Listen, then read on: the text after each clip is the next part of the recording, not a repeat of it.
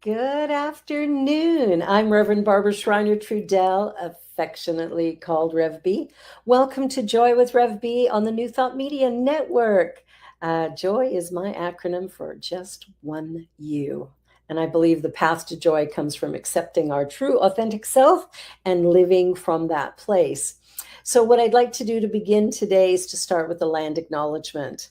And so I acknowledge that the land I'm meeting on is the traditional territory of many nations, including the Mississaugas of the Credit, the Anishinaabe, the Chippewa, the Haudenosaunee, and the Wendat peoples, and is now home to many diverse First Nations, Inuit, and Métis peoples. I also acknowledge that Toronto is covered by Treaty 13 with the Mississaugas of the Credit and the Williams Treaty signed with multiple Mississaugas and Chippewa bands. I'm grateful to be able to live and work and play here. So I seek to always uncover the truth and to ensure that Indigenous ways of knowing, being, and doing continue. So today I honor all people, all Indigenous and Métis people across Turtle Island, for I know that we are one. So the Joy Show reflects the power of living authentically. And at CSL on the Lake, we teach the power of our thinking to create a beautiful life. So when we live authentically, we experience the grace of God, and joy is the result. So my belief is that there's one power in the universe. Call it God or spirit, call it power, universe. The name, frankly, is irrelevant because from a human perspective, we can't even begin to comprehend the infinite. However, we can have faith in it, live from it, and begin to experience grace and goodness as a result of our joy and our willingness to live in a place of authenticity and a place of peace. So I am super, super excited today. My beloved sister, Aina-Nia Ayo'dele, is a leadership coach, ancient wisdom teacher, spiritual liberation activist, and has been supporting individuals to live their highest vision and experience their life desired and deserved with peace, purpose, and power. So that's the mission that she has. And she has, for over a decade now, been running the Sacred Women International, which is a life transformational process. She also created professional development programs like Activating Your Vision, the Healing Arts for Personal and Organizational Wellness, and Caring for Self. Oh my goodness, we could go on for days here, my beloved sister. I got to say one more thing, and that is about your last name, Ayo'dele, which means joy has come home. Oh my gosh, that's beautiful. How are you, my dear? I am so awesome. Better here to see you. I love the hair. Mine's purple, yours is blonde. We match. We're I, both dressed in green. I know. And we got some purple going on. So it's green and purple. Oh, I love it. Oh, it's so fun. It's so fun. Tell me about the work that you're doing because it is transformative. You have been doing big things. I only read part of your bio. Like there's a bunch here. So But tell us. I saw when I get that question, I often ask, I'll say, what do I answer? My sister, Reverend Barbara, I'm really on this planet to share love, to support where I can in raising consciousness. But in general, so the sacred leadership training process, which is my baby, my Yes. heart, that we've been running for 13 years now. We're going Wow. into we just finalized our group for this year, Powerful Women. And Yes. we do a small group, as you probably know, of women, and we take them through 10 months of deep self-exploration, grounded in spirituality and ancient spirituality, with a base, if for most of it, African spirituality, but of course, practices right across the globe. Yes. And women rise out of that process into the allness of who they are. Really, we say transformation, but really what we're talking about is they transform into themselves and why they came to this planet, right? So that's Yes. my baby, and I do many other things, as you know. So I do, mostly equity coaching for executives. So a lot of leadership coaching. Most of my work, if not all, is around leadership development. Beautiful. Well, I love that. And I was noticing in here that you were named one of the 100 most accomplished Black Canadian women. Hello. Hello. I'm here with a goddess for sure. We only mirror each other, my love. Oh, that's beautiful. That's an incredible accomplishment. And also, in 2008, you were nominated as one of Toronto's most inspiring women. Mm-hmm. I know this to be true. The time I've spent with you, it's been phenomenal. So tell me more about the equity work that you're doing, because that's such a big thing right now, to begin to shift how we look at each other and treat each other and how we show up, whether in business or whatever we're doing, right? The equity work that I do, I base as I do with all things. It's based in spirit. Yes. It's based in spirit. So I start all of my work off with an understanding of who we are on this planet at this time. Where did we come from? Why are we here? What is our purpose? Are we living our purpose? Those key questions being asked in a ceremonial way. Everything that I do, while much of it is around African liberation, but we can't talk about African liberation without talking about the land that we're on. Yes. So I do a lot of, I start often with marrying where we are on this land. We're in Canada, certainly, on Turtle Island, certainly, the land of Indigenous people, and making sure that there is a respect and honoring and relationship building with the people who own this land. And of course, then we base it on who are we as humans? Because if we don't get that, if we don't get embed that into our soul, all of this equity work we talk about, I don't even touch the diversity piece, to be very honest, and all of this inclusion stuff. Which what does that mean? Because if we don't know ourselves and therefore be able to see and know each other, then we can't welcome anybody. When we talk about inclusion, we have to talk about welcoming and belonging. Yes. Right. Yes. And so it's a different, probably another way of looking at this whole idea of equity, but that's where I come from. And I work primarily with those who are making decisions. So institutional leaders. Well, I think that's where it has to start, right? Like, I've just noticed, like, for myself, I'm really blessed because I've had the privilege of working with a couple of Black congregations, which has helped to shape my ministry in a different way. And also to have a deeper understanding of the path that we are expecting the Black people in our community, or even anyone of color really in our community, in our city, in our world, to live with. And it's been fascinating to me as I've learned things that I was ignorant about, but I'm really grateful for the people around me who said, hey, Rev, you can't say that, or do you really think that was such a good thing to say? And then I can stop and go, okay, okay, now I know something new and I can learn from that. But not everyone has that ability.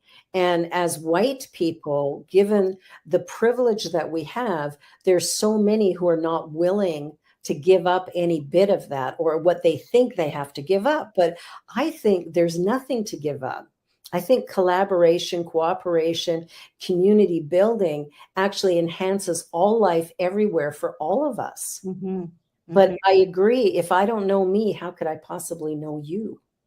And it's a sacrificing of, so when we talk about giving up, it's a sacrificing of what we knew. Yes. So for white folks, just being white gives you privilege, right? Exactly. Yes. So for white folks, the work is about the unlearning. Yes. Is accepting. I say to people, please don't do guilt, because guilt is not going to help any of us, right? It's not. It vibrates way too low and it's not going to help any of us. Yeah. Go to a place of acceptance accepting the line that which we come from, accepting the privilege, accepting our history, Mhm. then we can say, okay, how do I become an ally? Yes. How do I become an ally? What does that take? And you have to ask the folks you're doing allyship with what that means and what is required. Yeah. What is required of you. And so I feel it's a sacrificing of the Mhm. old thinking. It's an accepting of the thinking and then a sacrificing of that. It's like almost like an offering, you know Yeah. Yeah. I yeah, like that. it's an offering. Yeah. Yeah. Oh, I love that. I love that. Yeah, because as I look at all the things that we need to learn, I remember staying in a hotel a couple of months back. And, with COVID, of course, they're keeping pens separated and, all kinds of practices to make sure we're safe. But I was appalled to see that on the counter, there was a white container and a black container. And the white container was for the clean pens and the black container for the dirty pens. And I thought it seems like a little thing, but it isn't. It isn't. And I was appalled when I put my dirty pen in the black container. I went, oh my God, nobody told me to put it in there. Nobody suggested to me that these are the clean ones and these, but there's this systemic thing that just happens. And so I was appalled that a public venue like a hotel Hmm. wouldn't have the understanding to do this differently. Like it was shocking to me. And as I work to be an ally, I'm finding that I'm hitting walls where it's like, the police department don't care, the the mayor's office doesn't care, TTC doesn't care. Like nobody wants to actually step up and do something. And for me, that's really disturbing because here we are trying to create a world that will work for all of us. And then we're creating separation and division. And it's heartbreaking, actually. Baldwin says right behind me that nothing can be changed unless it's faced. We have to face it. Yes. That's why I talk about that acceptance, Yeah. because we have to face the truth. So when you say this authority, so-called authority, and that Mhm. they won't do anything, Yeah. they don't want to face it. That's So right. there's a lot of there's a lot of window dressing that Yeah. happens, and There there's a lot is. of nice ways that it's talked about. Yeah. EDI is the hot thing. You right, and it's so sexy. Yeah. But what does that mean? Yeah. How do you operationalize that in your organization, in your Yeah. institution, in your family, in your community, at your dinner table? Yes. Yes. Right? And when you talk about the pen, you're talking about embeddedness, Yes. right? Things that are embedded, and all of us, I say, the racism, the anti-racism, the anti-indigenous racism, it didn't just affect those who are Black, indigenous, of color. It affects all All of of us. us. We're all in that thought. Yes, we are. So of course we would see a white thing and a Black thing and say the dirty one goes in the Black thing, because It's a we condition. believe it's conditioned in our mind that all things Black are dirty. Yeah. So Like the unlearning is real. the underlearning is I'm grateful that I've been around so many people who are willing to tell me, when I've done something wrong or when I've stepped over a boundary, or, shared with me their journey so I can begin to see how I can be an ally.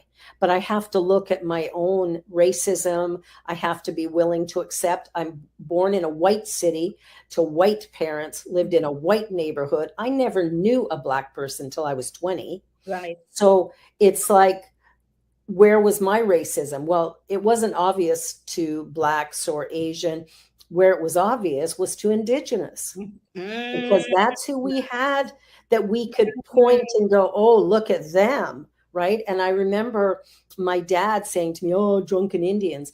And, I didn't know. I'm a little kid, right? And I Mm-hmm. didn't even realize until I was in Northern Ontario, driving through one of the reserves, stopping for gas and to use the washroom and stuff, that I had that in me. That automatic, like, oh, this place will be filthy and this guy's likely drunk. That was my conditioning. And Yeah. as soon as that thought came to mind, I could have wept. I was so disturbed because this was just a few years ago. Yeah. And Yeah. I'm like, wait a minute, I'm a minister. I'm teaching love and respect and kindness. And that's the thought that goes through my head. Mm-hmm. So I sat in the washroom and kind of took my moment to Mm-hmm. just rewire myself. And then I went back to the counter and talked to the gentleman. And as I'm talking to him, I'm going, what a beautiful human being. And I would have missed that. Mm-hmm. I would have missed that opportunity because of something my parents said to me when I was a small child that's still there. Mm-hmm. And so it's like this unlearning that has to happen. But I have an interesting something that I've been sitting with for a while that every time I bring it up, I get real mixed responses on it. But I'd be curious to hear yours. Um, Throughout North America, we're seeing, you know, different monuments being trashed or knocked down or kicked around, removed, whatever. And I disagree with that because I don't think taking our history and pretending it isn't there or wasn't there is the answer. What I would like to see is, in front of one of these statues, let's put the people who were harmed. Let us create an incredible statue or monument that honors uh, the indigenous people. Like if you take a look at, I was in Nova Scotia, right? And there's a big statue of some colonizer, can't remember his name, don't really care. But what I'd love to see, there's this huge giant statue of him. I'd love to see a big statue put right in front of it that honors the indigenous people that he tromped over in order to take this land. I'd like to see something that honors them, that's what we see first. And if we want to know what came before that or what hindered that, we have to go behind it to see the garbage that created that need for that transition or change. So I get really mixed emotions from people around doing this. But I think, do we really honor people by removing something and pretending it's not there? Or do we do better to show, hey, what about this? I don't know. What are your thoughts? So this is the first time I've heard this thought, and I can see that. I can see that. But Barbara, it's a little bit more than that. The destruction, Mm-hmm. the destroying. There's a symbolism that happens in the destroying of the statue. True. For me, Yeah. there's a symbolism that happens because it won't change. Like changing the name of a street, bringing down the statue, that won't. The way we're not looking for a big change. But what it does is say no more. No more. Okay, good. Okay, thank It you. brings it down and says Yeah. no more. No. You and I, when we're teaching folks, right? We Yeah. we have the exercises that we do to say no more, to Stop. to stop, to destroy. We burn a thing. Yeah. We burn a belief system. We have our students write things and we burn things, right? Yep. It's Yep. the symbolism of that and what it also brings up emotionally for us. Yeah. And the cleansing that happens. So I feel that there is Okay. it is the for me. This is Yeah. we've done a lot of work on changing the industries and do it and destroy. But Yeah. and I'm sure others have different thoughts. But for me, there's a symbolism that happens. In the destruction. A quick story. So my father Yeah. was an activist, Mhm. transition. And a lot of his work was in the Caribbean and certainly in North America, but in the Caribbean.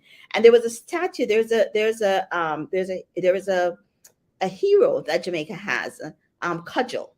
Mhm. And Cudgel, the story of Cudgel is there's some contradiction, but is a hero anyway, right? And so we Yeah. revere him. And there was someone made a statue of Cudjoe in a main area in Jamaica. And my father did everything in his power to bring that statue down, because when you look at the statue, it doesn't look like a black figure. It doesn't have a black figure. It was made with the image of a white person. Yeah, good intention, I'm sure. Good intention. But I remember asking my father why he was spending, he made it was a lot of energy that he put in making sure that that came down. And he said, we can never continue the colonizer's way. We can never do anything. So we can't even say let's put up something to honor our ancestors, right?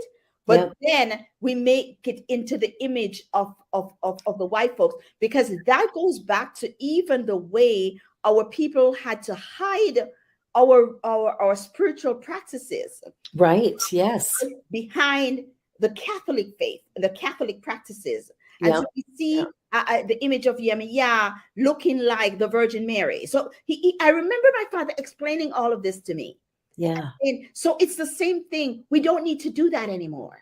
No, we don't. So he brought it down. And I would say, similarly to your thought about then putting it in front of, no, we need to destroy it. Yeah. And if we put up our own, to put up the truth, the historical truth, yes. Of indigenous folks or Black folks or whatever. Yeah. So I just thought, as I think about, because I'm still turning my mind, no, I love this. I remember that story with my father. Yeah. Well, and that's interesting, because whenever I see an image of Jesus, I just kind of chuckle, because he looks like a white man. But the truth is, he was a Middle Eastern Jew. He wouldn't have looked like that. And yet in North America, and probably more places than that, but of course I know here. And it's like making this look like this white guy. There's something about that needs to really shift and change. But I love that. Thank you for really helping me to clarify that, because I'm looking at, you can't just knock something down and pretend it never happened. And that was where I was going. Yes. But I love the idea of let's destroy it. But I'd love in the place of it to bring something that mirrors truth. Yes. That would be beautiful. Yes. That would be lovely. Yes. Let's yeah. Wow. But I feel though that when I saw something like what happened in Buffalo, in Texas, wow, and I remember immediately thinking, here we go again. Yeah, here we go again. 400 years later, here we go again. Mm-hmm. And then I have to also remind myself that there is still changes happening. Yes. But we have to celebrate the change and continue the work for true liberation. I agree. Food shifting, right? But we as we do that, we have to always still remember that there is change that is happening, and let's celebrate the change, and let's continue the work and continue the vigilance. And in the meantime, make sure we're taking care of ourselves and do some joy. And do some joy. Absolutely. We need some joy. Yeah, joy is so important in all of this. I remember a story years ago. A woman that I knew was a nurse in Edmonton, Alberta, and she went to work in a Rwandan refugee camp. And she went there for a month to help out, with nursing skills. And she talked about two things that really touched my heart. One was there were a lot of little babies that were dying of AIDS, whose families who knew where they were. And she would tie them. She was a substantial woman, and she would tie these babies to her chest, knowing that sometimes they only had a few hours left. But if they're going to die, they're going to die with her heartbeat. And I thought, wow, that's a remarkable kindness, actually, to do that. Wow. But the other thing she said that really surprised me was she said, as hellish as this is, and she said it really is, it smells bad, it feels bad, it's like there's not enough water, food, whatever. And she said everybody's been separated from their loved ones. But she said at the end of every day, the women would dance. The women would dance. And I went, oh my God, in the most horrific condition, humanity stands up and said, yes, and I'm here, I'm alive, and I'm going to have that bit of joy that, that is so essential to our well-being. And I love that. That story has stayed with me for so many years, because it was such a beautiful, beautiful image of these women dancing. Now, Yeah, revolution. Yes, exactly. Well, we're going to take a commercial break. And so you're watching The Joy Show with Rev B, my guest, Aina-Nia, and we will be back in just a moment. We're on the New Thought Broadcast Network. Back quick.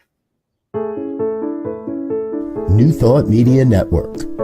We are a global broadcast network of positive music, media, and entertainment, inspiring humanity's evolution along the journey of enlightenment and creating a world of love, peace, empowerment, and prosperity for all. New Thought Media Network. Positively inspiring.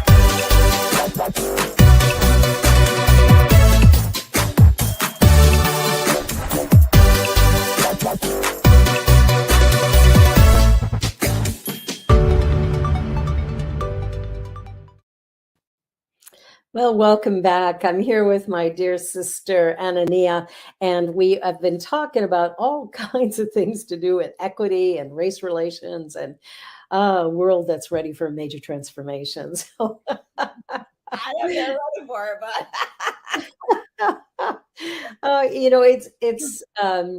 it's a beautiful thing to be able to share honestly about the things that can divide us, and to have conversations that actually tend to bring us together more than separate. I think it's that, pretending or hiding or making excuses that causes a bigger separation. We sort of dismiss our oneness or our own unique nature, right? Because each one of us is created unique and special. So we just have to find our own specialness, and then I think we can love others so much easier. That is, I don't know if you remember, I'm sure you do remember that song, that Ricky Byers song that said, I love myself so much that I can love you so much. I love myself so much that I could love you so much, that you could love you so much, you could start loving me. Love that song. I love that song. It's such a great message. That's the essence. That's the essence. That's it. That's all we need to figure out. Who That's am I? And then I can love you, right? If I'm okay with me, I'll be okay with you. I'm not going to be projecting, right? Yeah. Yeah. So that's fabulous. So what's coming up for you? What new things have you got going on, or what's next in your world? Wow. So as you know, I am complete with the work that I was doing at City of Toronto. Went in, did some stuff and created structure, disrupted some things. Yes. Perfect. And now moving back into the public work, the care of a larger group. And so I've put my Sacred Leaders training. I actually created a mini version, a condensed version, and I've put it online. So folks who either can't get into the SLT Plus program, which is a 10-month program, or unable for whatever reason, or is somewhere far, that they can go on and take that program. So it's online, it's self-directed. They get to talk to me twice throughout whatever period they're doing, and then they become part of the Sacred Women's community, because we meet once a month anyway, and they get to be meet with other leaders. And these are for women, of course, women only, women identified, people only. And so they get to be part of the community. And so we continue to just build the community. And it's interesting because we're getting a lot of women from the East, from Africa and from India, who want to be part of the community. And so this gives us a way to be able to serve them as well. We have been serving folks in Ghana for a while, and Jamaica in different parts, but now we get to serve a larger group of people through this portal. Wow. And so that's a big thing. I love that. How do people access that information? Online on our website, on Aina-Nia.com website, under courses. They will see the SLT self-directed as well as the SLT Plus, which we're complete for this season. And then all the work that I continue to do with institutions and individuals who want to look at a different way of leadership. And folks know, once you come into my space, into my world, I am going to go to spirituality. That's the base of all that I am, because I feel that if we can connect with our spirits, and if we know that's it, everything from me, my sister, starts there. And Absolutely. Then everything is up from there. If you want to change politics, understand spirituality. We must be able to align both the sacred world and the spiritual world. I agree. Things happen quicker. So, and I'm doing a retreat in Jamaica in August for leaders. We'll do another one. I'm just mentioning it because we're going to do another one, because that one is filled. And this was a spirit that asked me to bring a small group of women who have gone through this last 3 years of serving in this way together, so that they can have some renewal and rejuvenation and so on. I believe that we're full, but certainly folks can go, and we will be doing a lot more of those retreats and bringing folks together, so that we can heal and have joy together. Yes. Honestly, it's about joy. Everything starts. You don't know how I love the name of this show. I love it so much.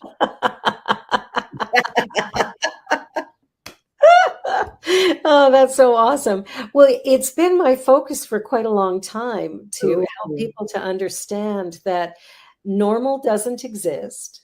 That is a fabricated thing that allows us to live in mediocrity. And what really does exist is that each and every one of us is a unique spiritual being, created perfect, whole, and complete, like everybody else. So it doesn't matter if you're the president, if you're a reverend, if you're a doctor, if you're, a person living on the street, you all have the same value. You all have the same worth. You all have the same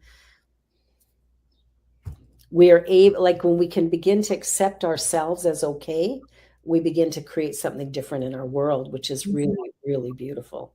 And see the value in everybody else. You know, Oh, yeah. Reverend Barbara, there's when we get there.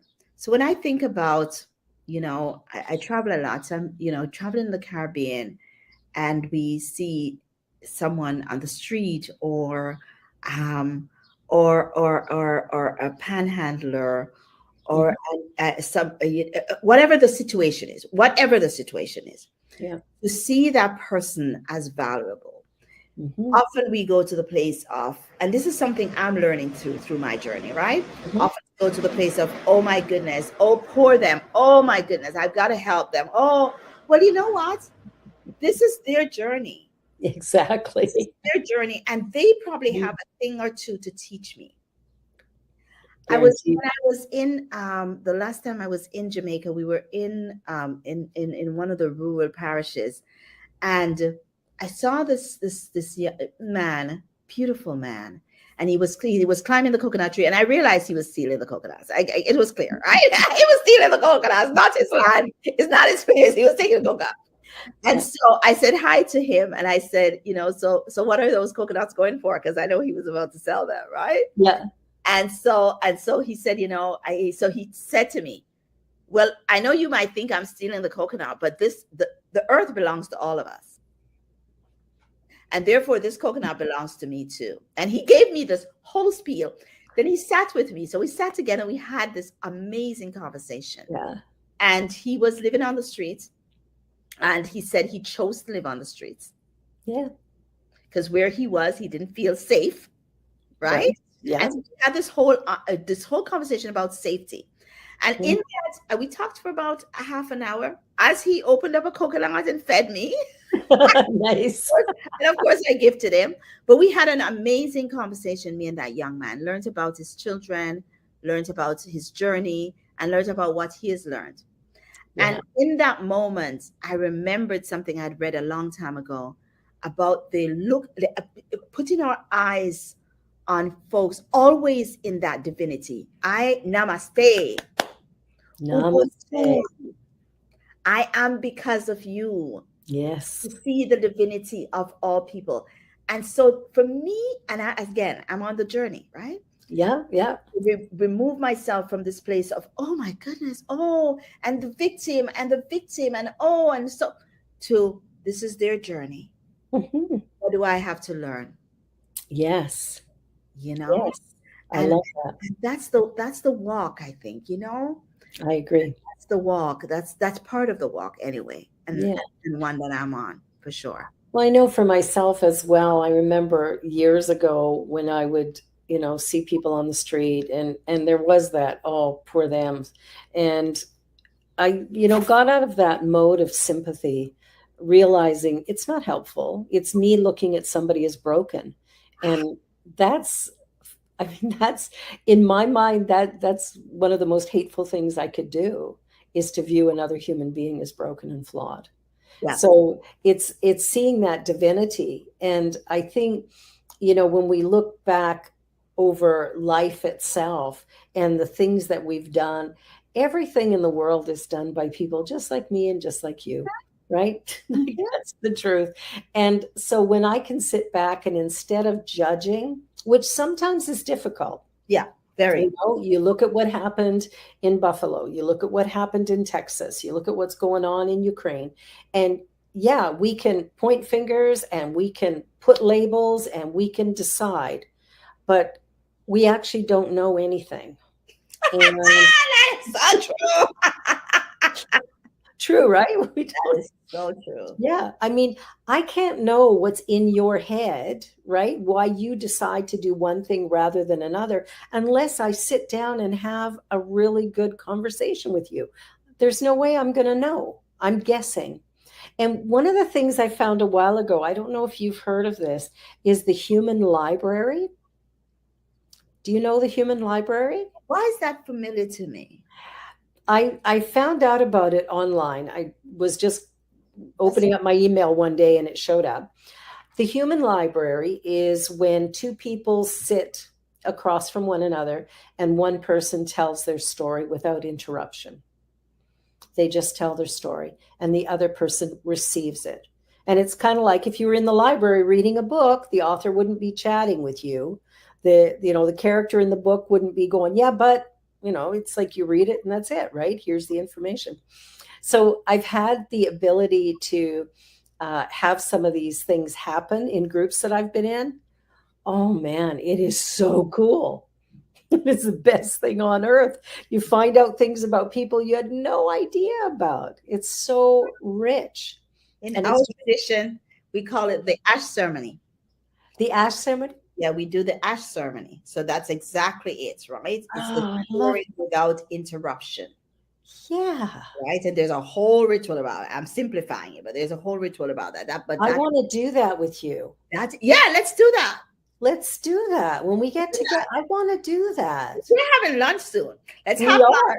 and let's do that. Let's eat first and then Let's do it. Oh, I love that. I love that because I've found with the people that I've just been listening to their stories, I'm in awe of the people who I'm surrounded by that I had no idea. Right? One of my friends is from South Africa and talked about her journey of discovering and learning science of mind. Now she's a woman close to my age. When she was in her 20s in South Africa, she was learning science of mind. And Og Mandino came in as one of the presenters at one point in time. I don't know if you've read Og Mandino's work, but it's one of my favorite authors ever. Yeah. And she met him when she was 20 or whatever. And I'm like, oh, that's amazing. I wish I'd met him when I was 20. Yeah. This book. I know. His books are phenomenal.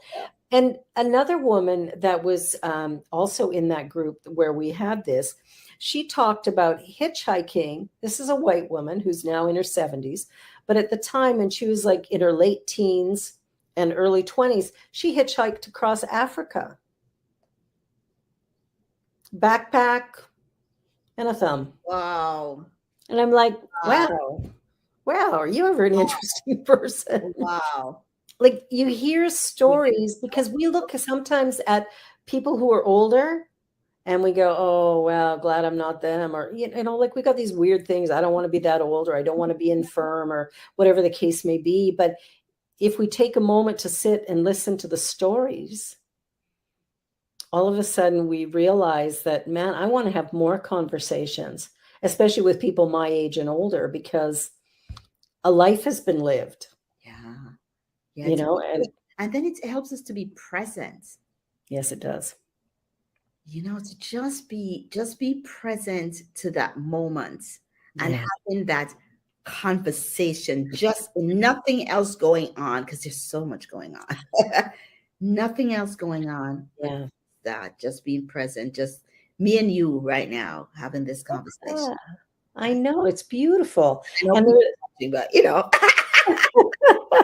well, it's such a joy to sit back and just sort of take things to a deeper level, right? I don't have to know everything. In fact, the odds of me knowing everything are pretty slim. But what I know, I'm willing to share. But what I want to do is learn from others, right?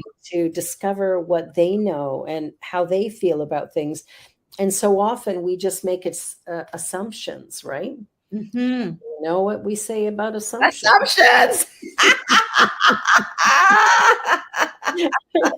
But it's true, right? It's time to reevaluate how we do life. And I'm really attached to a bunch of C words like community, collaboration, cooperation. Those are, communication. Those are words to me that really matter right now. Yeah. And I think the idea of competition has to be set aside. Yeah. Because it's not serving us.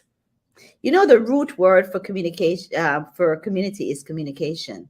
Yeah. Right. So we just have to start there. And I was just listening to you and thinking, yeah, when I do, as I said earlier, my equity work starts there. It's about getting to know each other. Yes.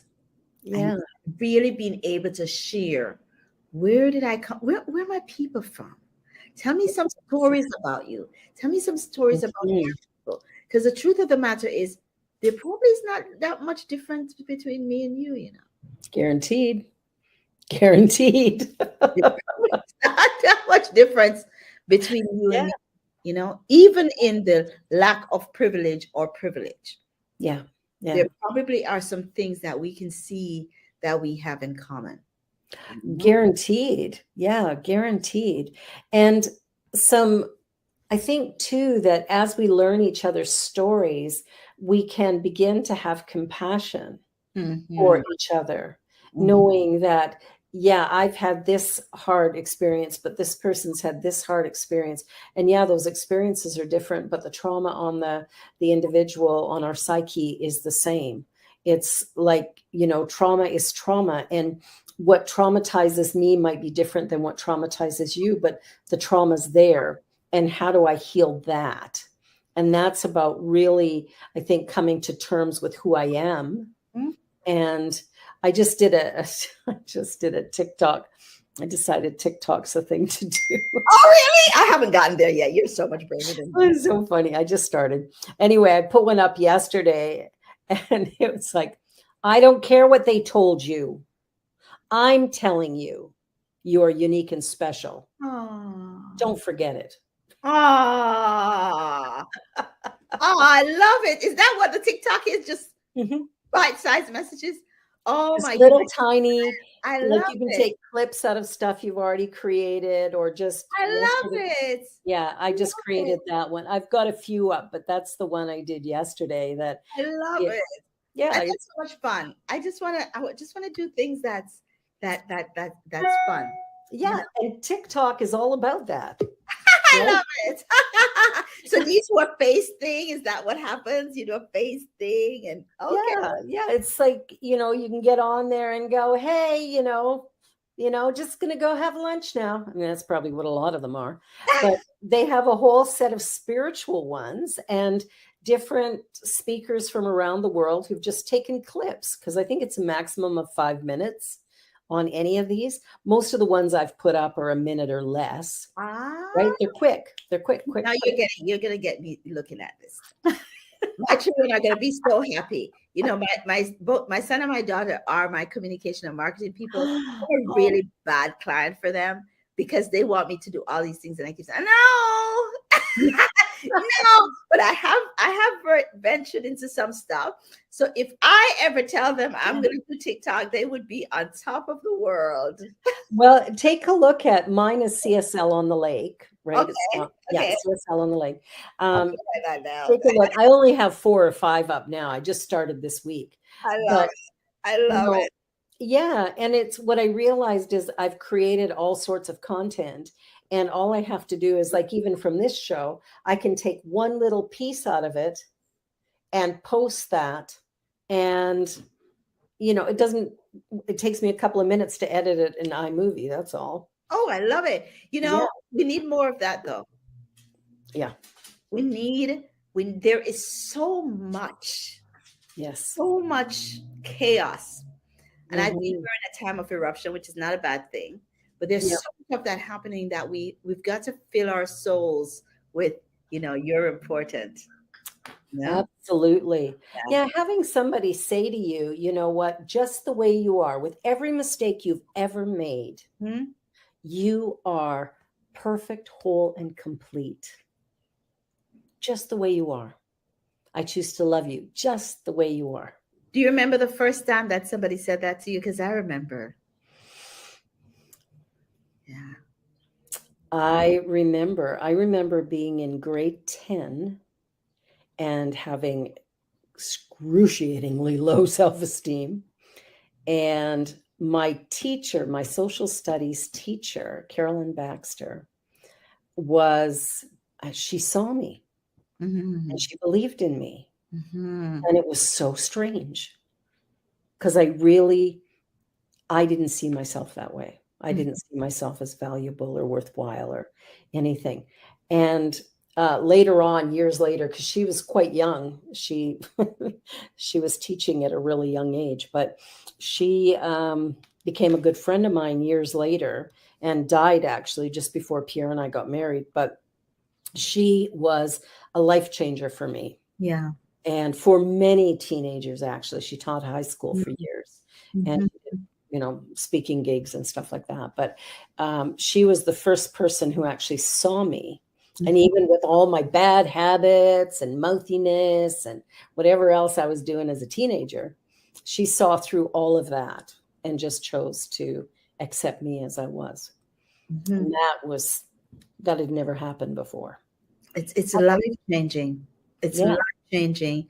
As a teenager, I had a kind of a rough teenage. My teenage years were pretty rough because I had an abusive stepfather. And I remember I had a bit of my mother, it's so funny. I was reminding my mother of this the other day, and she doesn't remember. I said, "You remember when you took me to see that psychotherapist?" And she's like, "No, I didn't. Why would I take you to see a psychotherapist?" And I thought, "Oh my God, everything is gone from her mind. That's fine, Mom. Don't, I thought, I'm not even going to remind you. It's okay." I remember him saying to me, and I was about 14, 15. He said to me, "You're a child of the universe. And you are as important as that star." I'll never forget that. And I kept thinking, "Oh my God, the star. I'm as important as the star." And I kept that in my psyche, and it probably took me through the rest of my teenage years. Yeah. That in my psyche. So I used to think, "Oh my God, that means I'm beyond the limit. I'm beyond the skies." Oh, I'd make this stuff up, right? It's It's beautiful. true, by the way, right? It is true. It's true. We should probably do a TikTok on that, right? And he said, and I kept that in my soul. Yeah. In my soul. And the next time I got that message was when I got into, spirituality and science of mind. And, that's the basic teachings, right? It really That's is. the basic teachings. Like you're just beyond, you're just powerful and you're complete. And I don't care what you look like. And I don't care what you've been through. And you're just awesome. And you're just awesome. All of that is just distracting noise. All that is just distracting noise. Illusion. I love that. I love that. Every now and again, I think of Queen Latifah and the fact that as a teenager, she chose to change her name to Queen. And I thought, whoa, way to go, girl. And, she's such a remarkable individual. I really, really love her work. And a friend of mine, one of my students actually, is a police officer in Brampton. And when she was here, she's been here a couple of times for TIFF, and he has served as her bodyguard. And he said, nicest person. In fact, the second time she came back, she requested him specifically. And he said, she is the nicest person. I can see that. You feel that. You feel it. You do. Yeah. And she's one of the people in the world. I was so glad to hear that she's a nice person because I really, really love her. You don't want to find out that your favorite star is actually a monster. Yeah. You want it to be somebody who's lovely. Queen of herself. Yeah. Like I thought, that's what we teach the young people to do. Yes. Yeah. Well, that's why it's so important, I think, as we're working with youth, especially, to keep reminding them. Like my daughter is 17 and, her friends come over to visit and stuff like that. And I want to remind all of them. One of them came over a couple of weeks ago. They had been out and I don't know where this kid got liquor from, but anyway, they did. And so Genevieve calls me up and goes, "Mom, you got to come and get us because so-and-so has had too much to drink and they're vomiting." And I said, "Oh, great." So they arrive at the house. Now, this child does not know me yet, right? This was our first meeting. And so they come into the house and I give them a great big hug. And I said, "So you're feeling a little rough?" It's like, yeah. "Are you going to do it again?" "No." I said, "Yeah, right." I was a teenager once. I didn't do Oh this my one time. goodness. I did it a few times. So I gave them a great big hug and I said, "You have a good sleep, have lots of water. Do you want an aspirin?" You know, Grace and love. Oh my God. praise Grace, and love. That's all we need. grace and love. Grace and Praise. love. Yeah. Grace and love. Grace That's and it. love. I had a similar little thing, not the alcohol, but something else with a young person the other day. You know, I said to my son, I said, because it was one of our younger family members, and my son was, Mr. Big Guy now, right? And Yeah. I said, remember, we can't throw anybody out, Yes. Can't Thank throw anybody you. out. We can't throw anybody out. Oh, this has been such a joy. I can't believe this hour's up already. This has been an hour. It has been. I am so grateful to you, Aina-Nia, and I am just so delighted that you were here today. I'm really looking forward to our lunch. So much so. That's going to be fantastic. Thank you for being here today. And I love you. God bless you. And I will see you very, very soon. Namaste, my dear sister. Namaste. Well, in closing, I just want to remind everyone that I'll be back here again next week, and we will continue the conversations about living an authentic life and how joy becomes the experience as a result of that. When we embrace our natural talents, our own willingness and openness, when we're willing to learn about ourselves and learn about others, when we're willing to look at the things that we don't know with a willingness to learn and to discover, I think that's when the world becomes a much sweeter, safer, and joyous place. You've been watching Just One You, the Joy Show with Rev B and my beautiful guest, Aina-Nia Ayo'dele, and I am so grateful to each and every one of you. God bless you. Hope to see you Monday night at CSL on the Lake. If not, next Friday right here on Joy. Have a wonderful weekend. Bye for now. New Thought Media Network is on the rise. We're looking to grow with you. Do you have technical media experience or perhaps a desire to learn? Are you willing to volunteer your precious time and attention?